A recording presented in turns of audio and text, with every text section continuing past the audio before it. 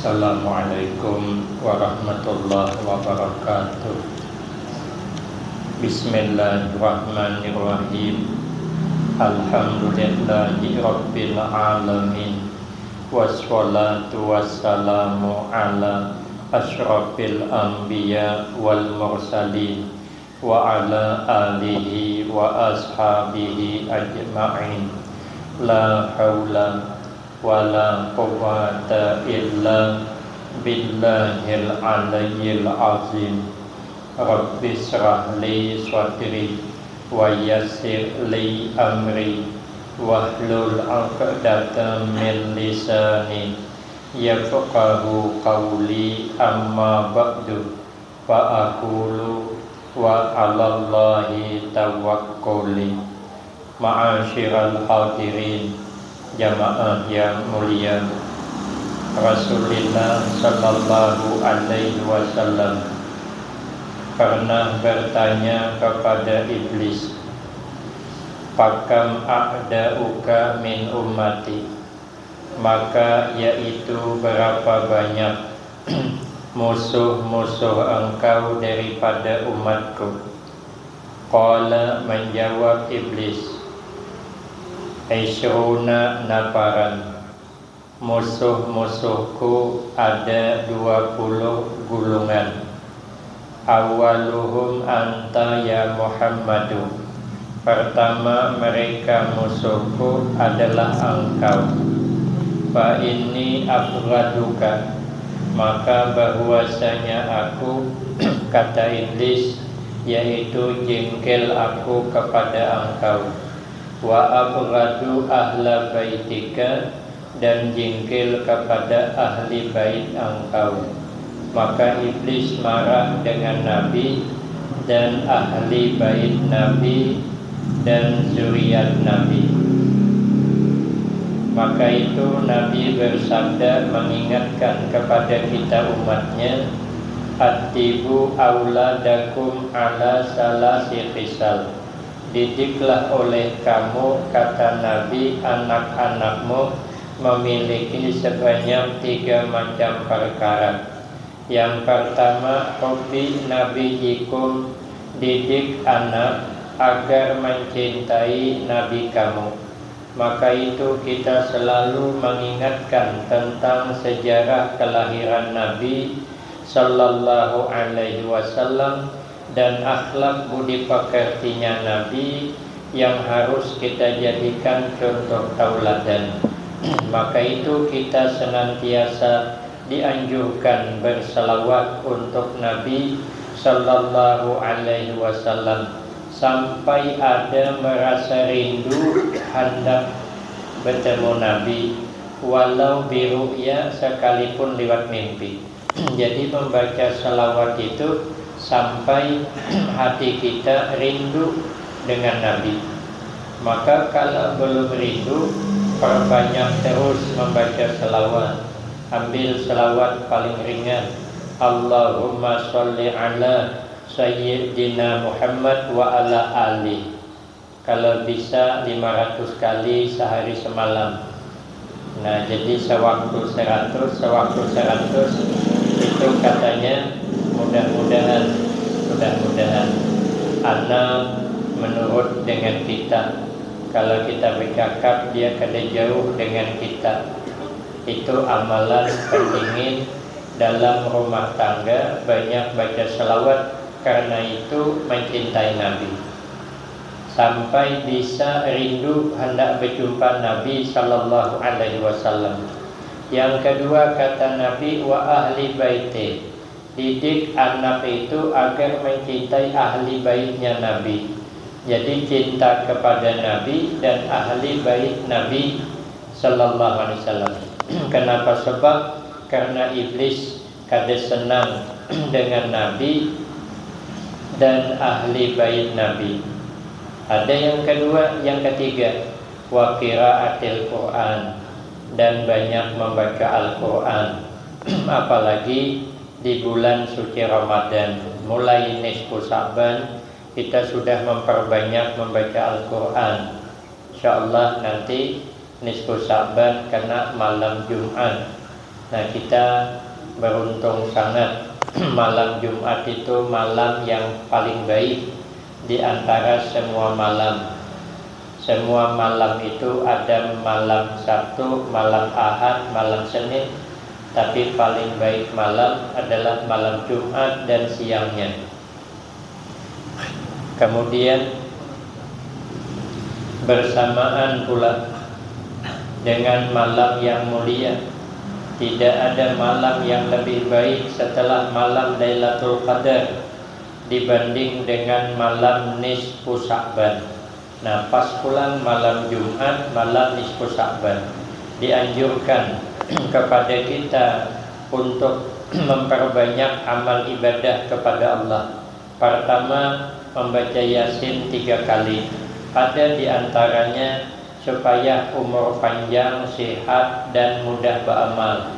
Kita nih kalau sudah berumur, minta umur panjang, sehat, lain tidak untuk menambah amal aja lagi, supaya kita ini cukup bekal menghadap Allah.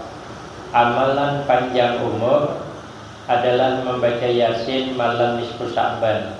Tapi kemarin ada orang ngasih saya amalan panjang umur. Saya tanya apa dia? Katanya jangan pernah berhenti bernapas. Kalau berhenti bernapas mati lah tuh. Ya, itu tahu aja orang bungol gitu tahun.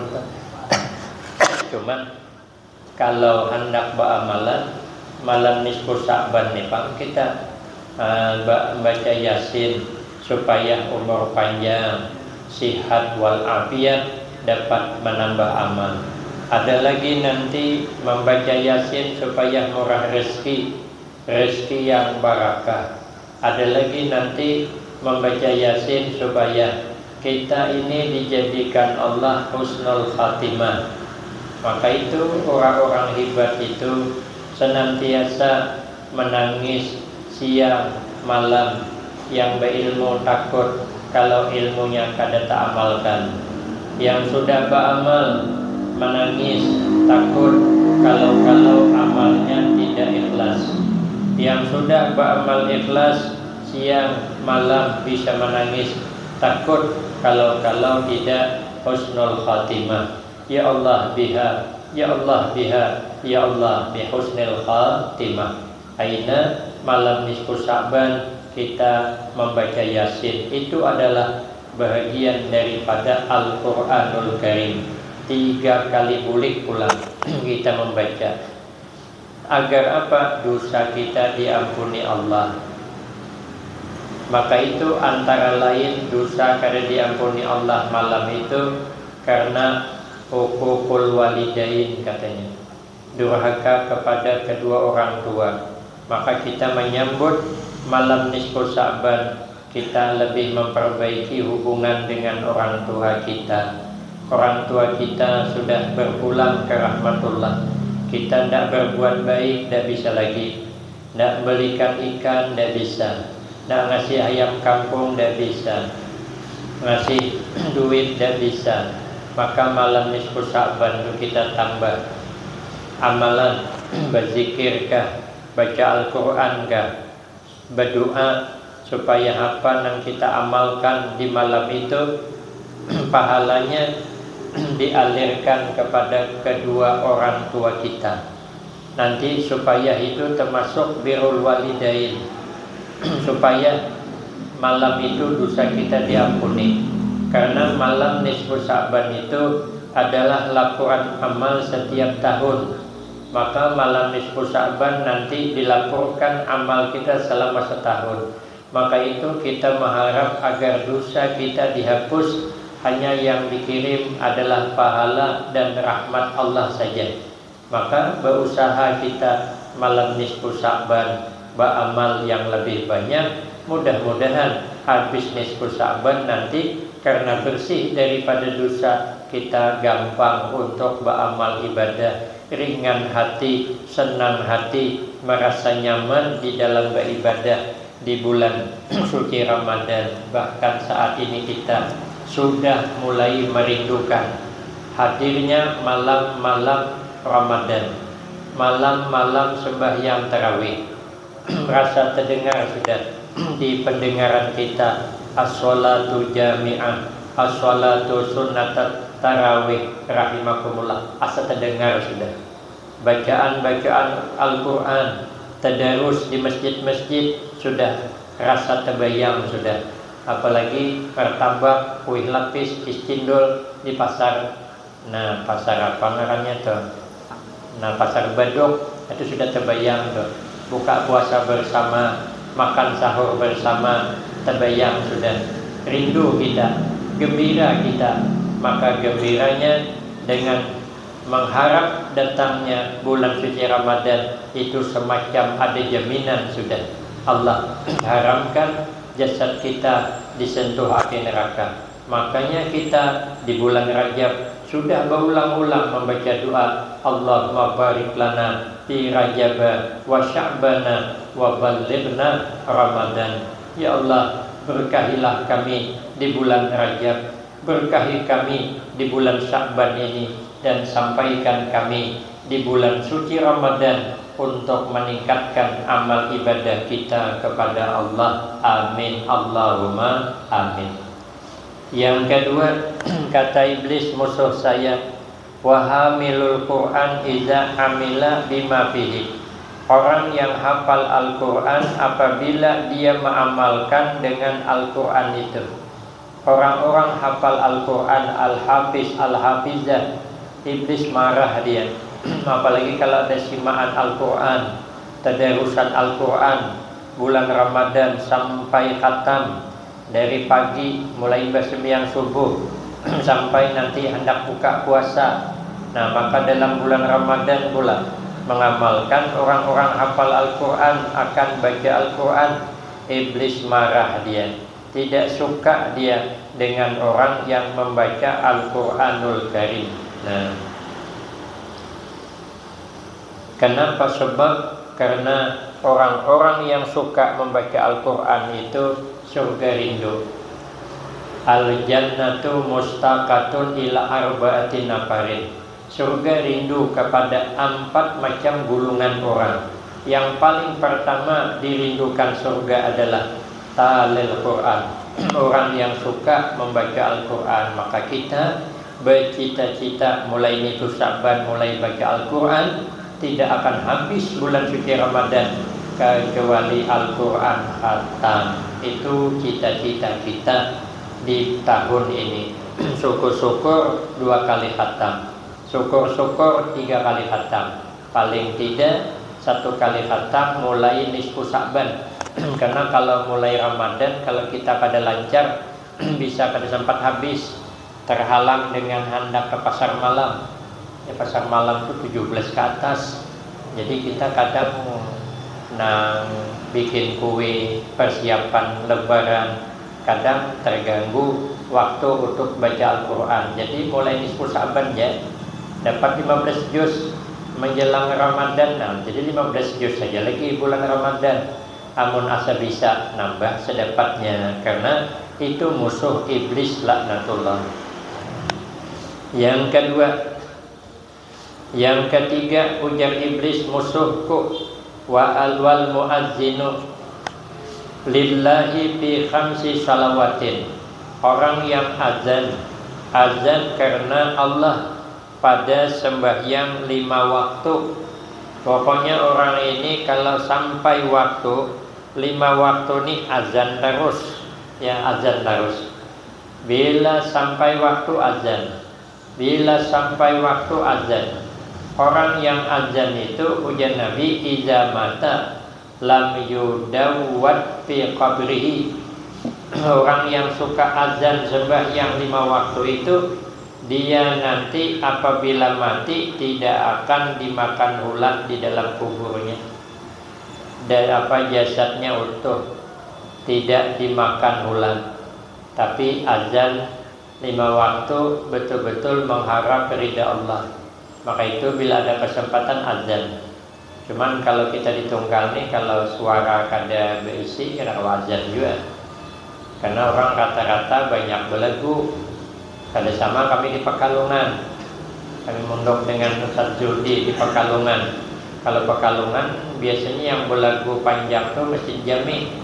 Kalau mana-mana langgar itu lagunya tetap dibatang aman. Hayya 'alas shalah. Kan nyaman kan? Bisa. Kadang-kadang subuh tuh hayya 'alas shalah. Punya bentuk sini. Karena tuh yang azan. Jadi aku kalau di Pekalongan bisa azan saya. Karena lagunya bisa meimbangi. Tuh kalau berani saya. Orang azan lagunya mantap-mantap. Ada berani. Kalau di Pekalongan yang penting azan. Tuha-tuha azannya. Nah, kenapa? Mengharap pahala yang besar. Karena kalau kita azan, iblis itu lari dia. Kita tunggit-tunggit lari. Makanya marah dia kalau ada mendengar orang azan itu marah. Karena dia harus meninggalkan tempat, nantinya sudah nyaman menggoda kita. Pas azan berlarian. Iblis marah, musuh. Kemudian lagi musuh iblis yang kelima. Wa muhibbul fuqara wal masakin wal yatama. Orang yang mencintai orang-orang fakir, mencintai orang-orang miskin dan anak-anak yatim. Dia marah melihat orang itu memperhatikan orang fakir, memperhatikan orang miskin, memperhatikan anak-anak yatim, marah. Jadi kita di Masjid Sepakat nih, jamaah Masjid Sepakat nih, iblis marah. Kenapa? Karena setiap bulan Ramadan ada santunan anak yatim. Marah dia. Maunya anak yatim itu yang disantuni. Orang-orang yang kada punya jangan diberi. Kalau kita ini peduli dengan orang yang tidak punya, lalu kita suka memberi kepada yang tidak punya, suka kita memperhatikan anak yatim, iblis marah. Karena kata Nabi, ana waka filul yatim fil jannah hakaza au kama qala Rasulullah sallallahu alaihi wasallam. Kata Nabi, saya dan orang yang memelihara anak yatim, ana waka filul yatim fil jannah, begitu. Hakaza. Saya dengan orang yang memelihara anak yatim di dalam surga. Hakaza, ya Nabi. Mengangkat dua jari telunjuk awan tanah, cuma neranggang. Artinya tidak jauh dengan Nabi di dalam surga. Kalau kita ini memperhatikan kepada anak-anak yatim.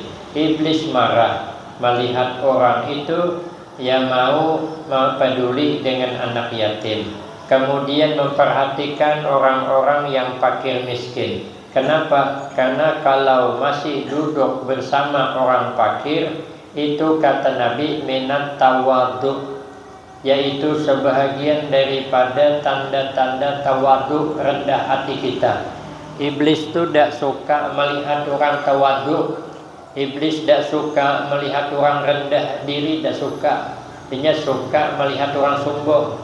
Kenapa? Iblis itu dilaknat sebab sombong. Karena dia sombong lalu dilaknat keluar daripada surga. Maka kehendak iblis ini kita nih kalau sudah ada memiliki kelebihan, sombong saja. Jadi biar sama pada akan masuk surga. Nah, iblis saja di dalam surga sombong keluar, apalagi kita yang belum masuk surga sombong acok. Nah, itulah kehendak iblis. Jangan kita ini berendah diri. Kalau bisa kita agak angkuh saja. Kenapa? Karena kita kan sudah berduit. Kenapa maka harus bergabung dengan tadi? Nah, kalau bergabung itu namanya minat tawadhu. Sebahagian daripada tanda tawadhu mau duduk bersama orang-orang fakir dan orang-orang miskin. Itu adalah bagian tawadhu. Tawadhu itu bisa mengangkat derajat kita manusia kepada derajat yang tinggi. Ujar Nabi, man tawadda'a rafa'ahullah. Barang siapa yang merendah diri, pangkat diangkat Allah. Berarti kalau dia merendah diri, otomatis pangkatnya naik. Iblis marah. Tapi wa man takabbara wada'ahullah. Siapa orang nang sombong, pangkat diturunkan Allah. Berarti hina dia. Nah, itu nang iblis suka. Makanya marah dia melihat orang itu menyayangi, memperhatikan fukara dan masakin. Ujar Nabi, likulli syai'in miftahun Wa miftahul jannah hubbul masakin wal fuqara. Ujian Nabi, bagi tiap-tiap sesuatu ada anak kuncinya. Bahagian daripada anak kunci surga adalah menyenangi orang-orang miskin dan orang fakir. Jadi kalau kita punya lebih, ada keluarga yang ketinggalan ekonominya, kita bantulah. Kita bantu, apalagi dekat puasa nih. Tapi cari keluarga dulu, nanti baru tetangga, baru orang lain.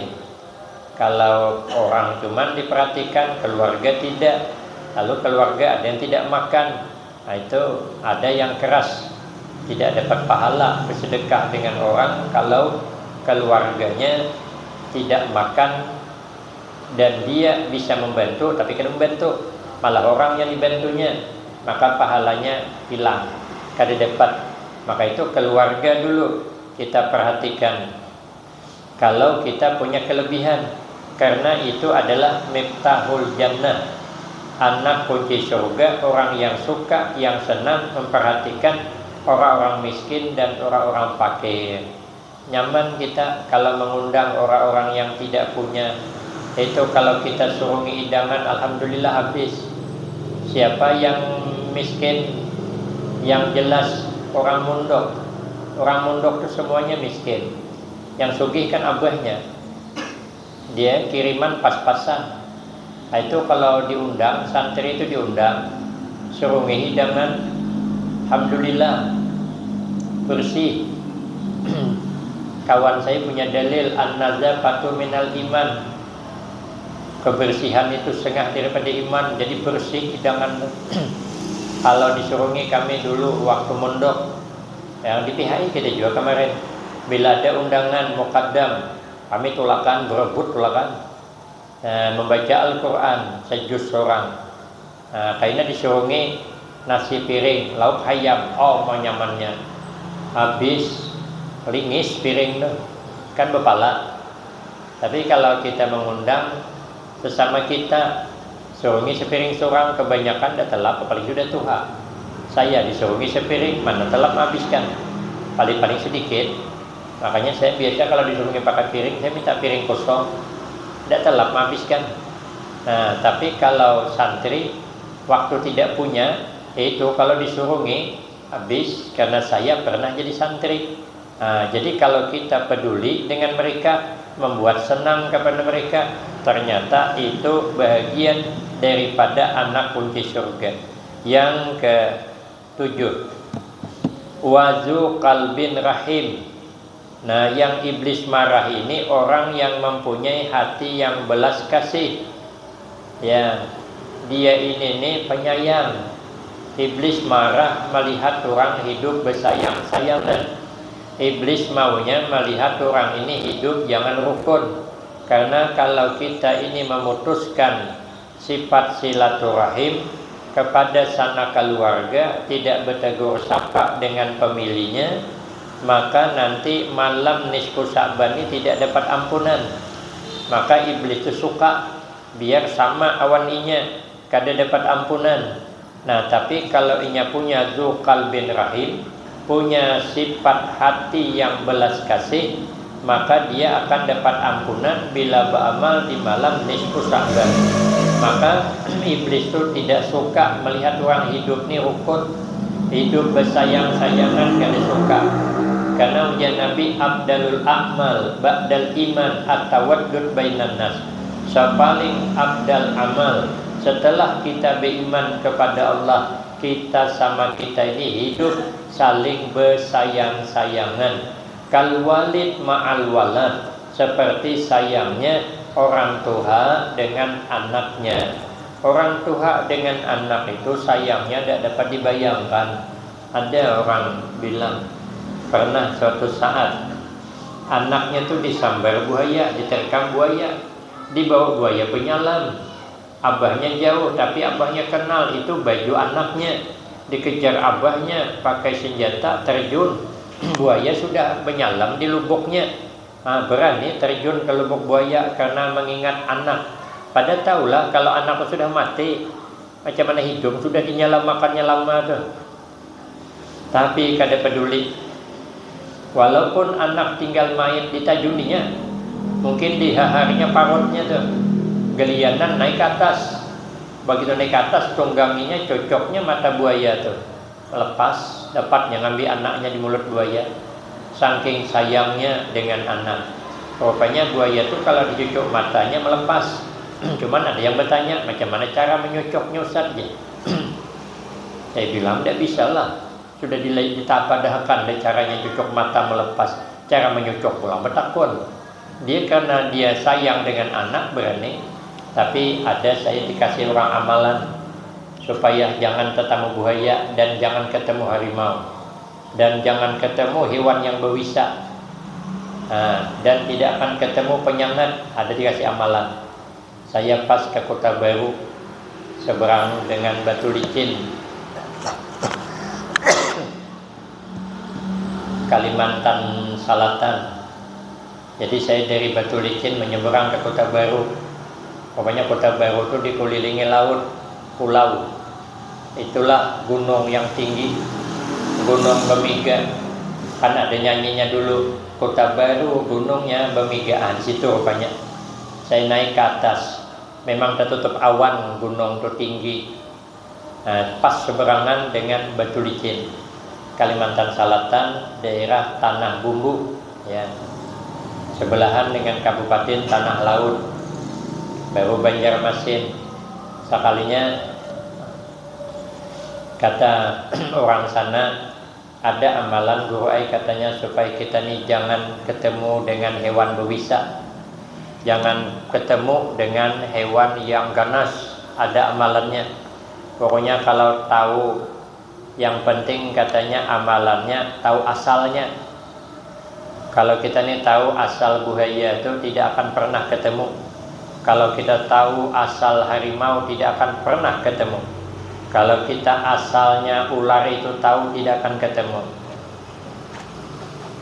Jadi saya bertanya, apa asal buaya? Iyalah katanya asal kita tahu asal buaya di kanan, kita ke kiri, kada ketemu.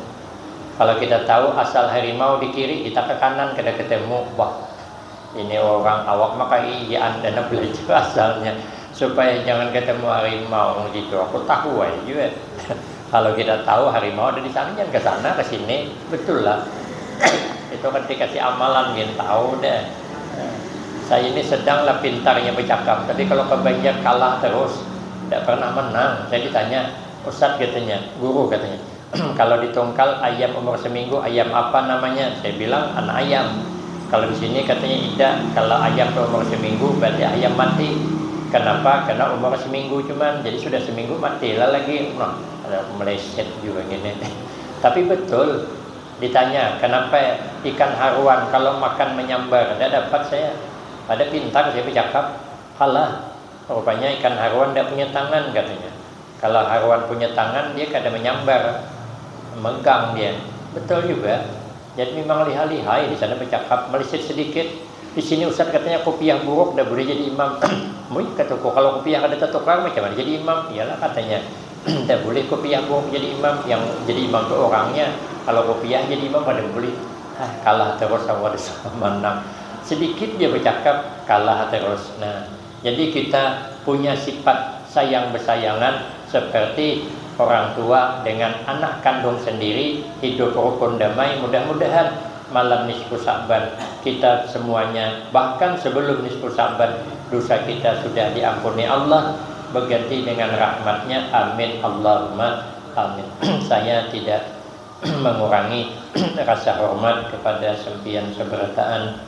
InsyaAllah kami hari Ahad meresmikan pernikahan anak bungsu, anak terakhir, tapi letaknya di halaman Pondok Pesantren Al-Baqiyatus Shalihat. Karena mau di rumah jalannya agak kecil, jadi orang menaruh bunda di luar, berjalan kesian. Kalau panas kepanasan, kalau gerimis kehujanan, kalau hujan lebat kedetulakan. Nah, hujan jauh gimana? Maka kami pindah tempatnya di Pondok Pesantren Al-Baqiyatus Shalihat. Nanti pada hari Ahad jam 9 sampai selesai kami mengundang lewat pengumuman di mana-mana pengajian, tidak pakai undangan. Sebagian yang tahu nama pakai undangan, yang tidak tahu nama sih tidak pakai undangan. Ini undangan resmi ya, sekeluarga untuk dapat hadir di tempat kami. Mudah-mudahan ada berkahnya. Amin Allahumma amin. Assalamualaikum warahmatullahi wabarakatuh.